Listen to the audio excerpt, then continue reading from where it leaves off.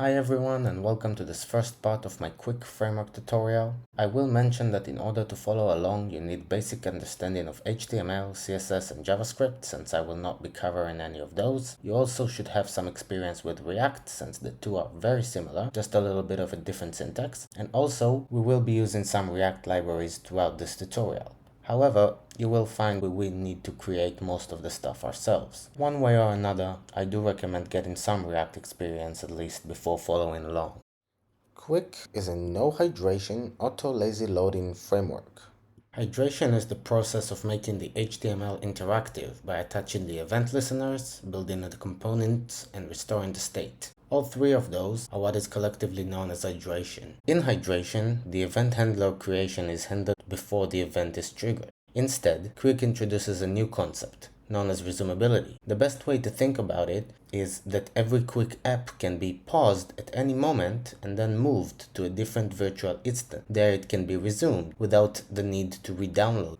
They achieve this by delivering an HTML file that already has all the information we need to then fetch the JavaScript in a live way as the user interacts with the website.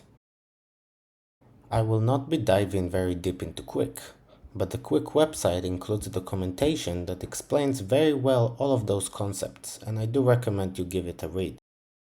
In order to really understand Qwik and see what is so special about it, I want to first quickly show you what we'll be creating in this tutorial. We will build this register form and also a login form using the same components. We will create this animated text box. It has basic input validation as I type. For example, the name needs to be at least 3 characters. The email needs to be a correct formatted email. Same for the password, basic password validation. And we will also be creating this searchable phone input. I can type in the country and get the country code. And it also auto formats my number as I type. So this is it. The toggle does also have an animation to it. What I wanted to show you is actually in the inspect tab. So I will open it up and go to network, and here I'll click JavaScript, so we'll only view the JavaScript files that are being downloaded, and I will reload the page. We got here 2 files. This is really it. This is all the JavaScript that we will ever need to download at the beginning of our website when we first load it. And the thing is that Qwik can tell which part of the website we are interacting with, and under the hood it will download the JavaScript associated with this part without us needing to worry about it. So for example, if I start interacting with my form, you can see that more JavaScript files are downloaded as we are interacting. This is what is so special about this platform. We don't need to think about how to hydrate or how to load. So let's create our first Qwik application. In order to do that, you need to open up Visual Studio Code and get a new terminal window. Here, I'll navigate to the folder I want to create the project in. In my case, this will be Documents and actually Qwik. And right here, all you need to do is type npm create Qwik at latest. This will prompt a dialog that will walk us through creating our project. Here I'll give the project name. In my case, I'll just name it test. I'll choose basic app. Here we can choose from different templates with Qwik city routing. And I will type Y for installing the dependencies. And this is it. My project is now created. We can open the folder right here in my documents. We can see we already have some components and a folder called routes. We'll open up a terminal window and type npm run dev. This will start our development server, and if we'll go to this address, localhost, and this port, we can see this Qwik welcome screen. It shows us the commands we can use, and if we click right here, it redirects us to this animation. So this is what's going on in the project as we get it, and actually it says right here to expose it to the network you need to use -- host. I'll just quickly mention that in order to use it you need to use -- and then another 2 dashes host, and this will expose this project to my local network. The first thing I want to talk about is how to handle routes. In order to do that, all we need is the routes folder. Inside it, we have index.tsx file, which is our main route. If we go into it, we can see our main page we just saw before. Actually, we can go ahead and delete all the HTML here. We can just leave a single div And the flower folder is our flower route, which we saw right here, if I'll just reload it. So we can delete this as well, and we can already see that in order to create a route, all we need is to create a folder. So let's go ahead and do it. I'm going to create two new folders, login and register, and inside them, I'm going to place two files with the content of index.tsx. So each of those files is going to be named index.tsx, and I'm simply going to paste this code. Same for login, index.tsx, and I'm going to paste the code. Now this const head here is the title for the tab, so I'm going to change this as well accordingly, login and register. And with that, we've already created two new routes. Let's try them out. I'll open the browser. The flower route no longer exists, but if I will type login right here, then we can see this page, which is right now an empty page. We just have some code here, which we will handle in a second. The important thing to note is the login title right here. And if we navigate to the register tab, the title is now register exactly as we want it to be. Let's look how we can handle this code right here and how the application is structured. So I'm going to jump into this file, layout.tsx. This file is responsible for the layout of all of my routes, and we can see right here that we got a header, a slot, which is my main application, which is inside the section and the main, and the footer, which is this text right here, made with love by Builder.io. So first I'm going to get rid of this footer. Let me save that, and if we go back, we can see the made with love is now gone.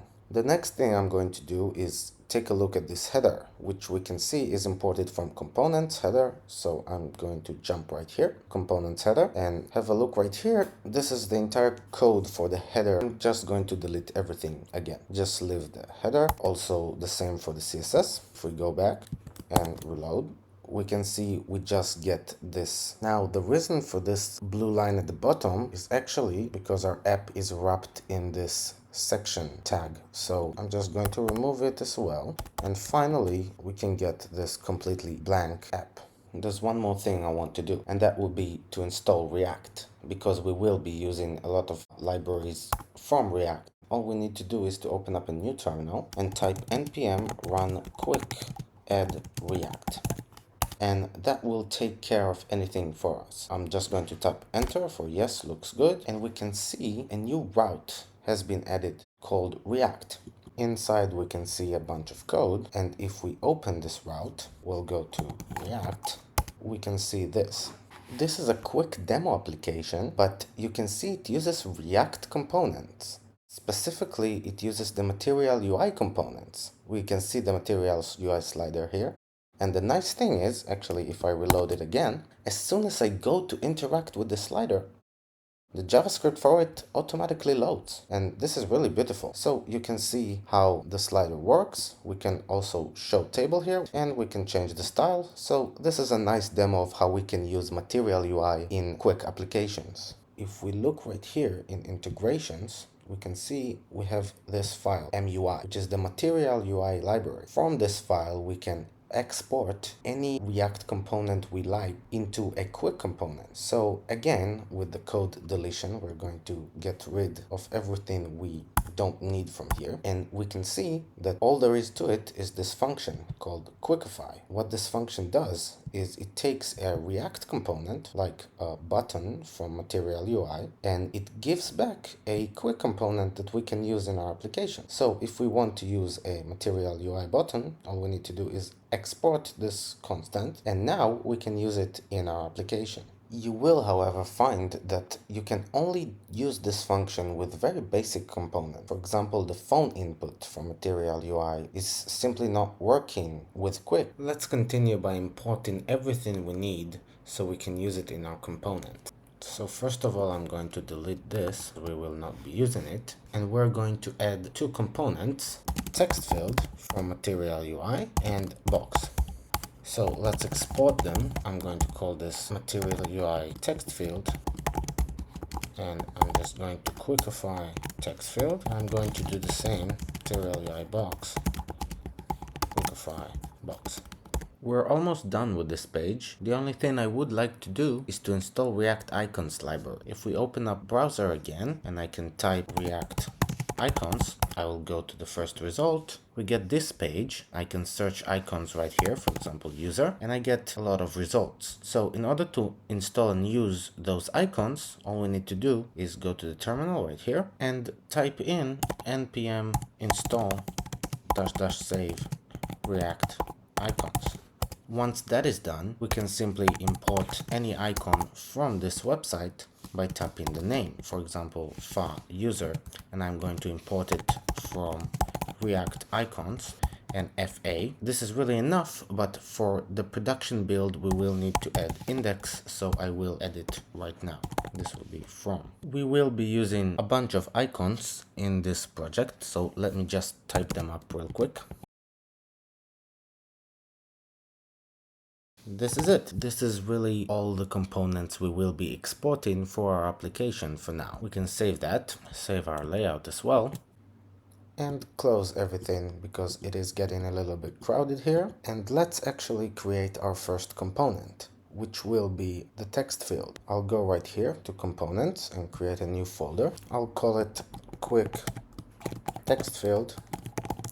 I'll create two files, index.tsx and style.css. Now we can take the component code again and just paste it here. Instead of this link, I'm going to import style.css. I will also import some icons, the user icon, envelope icon, and the lock icon. And for now, what I would like to do is to create here input a span. We will put an icon here, for now just the user icon, just like so, and a div, another one, which I'll give a class name underline, and it will indeed be our underline div. I will also give this div a class name of textbox, just so we can access it. Now we can go to login, for example. I will replace this with style.css as well and create such a file. Same for register and the same opportunity. Now we can also simply import Qwik text field from component, and I can place it in my div Qwik text field. If I save that and open the website again, go to login, we can see the text field with the icon. Let's try to center it a little bit. I will first give this div a class of container, and now give this container display flex, so we will make it a flex box, flex direction of column, justify content to center, and align items to center. If we now save the login and go back, we can see that the whole thing is centered. That will be all for this part, guys. Hope you enjoyed. In the next part we will finish this component. Hope you're looking forward to it, and see you in the next one.